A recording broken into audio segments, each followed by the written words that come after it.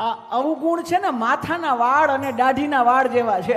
એ આવશે ને આવશે, પણ ડાયો માણા હોય ને એ અઠવાડિયું થાય ને એટલે વાણંદ પાસે બેહી જાય અને એ પોતે સ્વચ્છ અને સ્વચ્છ થઈ જાય. એમ આપણામાંય અવગુણ આવે એમ અઠવાડિયે ન જોઈ શકી તો કાંઈ નહીં, ક્યારેક વરદીમાં આવા સત્સંગમાં બેહી જવું જેથી આપણા અવગુણ છે એ સદગુરુ ભગવાન એ દૂર કરી દે. એટલે સત્સંગ જરૂરી, અનિવાર્ય સત્સંગ છે, નિત્ય જરૂરી છે. નિત્ય સત્સંગ થવો જોઈએ, સાધુની સંગતિ નિત્ય થવી જોઈએ. એમ માની ન લેતા કે એક વખત આપણે કોઈ કથા બેહાડી દીધી, એક વખત કથામાં ગયા એટલે આપણા અવગુણો વયા ગયા. એ વયા જરૂર જશે, પણ પછી વાતાવરણ એનું કામ કરે જ. એસીમાં બેહવું હોય ને તો રૂમનો દરવાજો બંધ કરવો જોઈએ, તો જ એસીની ઠંડક રહીએ, નકર પછી ઓલી હવામાં ભળી જાય. એમ આપણે અહીંયા એસીમાં બેઠા છીએ માના સાનિધ્યમાં, આ સત્સંગ રૂપી અહીંયાનું વાતાવરણ અનુકૂળ થઈ ગયું છે, પણ પછી અહીંયાથી બારે જવાનું છે ને, દરવાજો ખુલશે એટલે પાછા અવગુણ આવશે. એટલે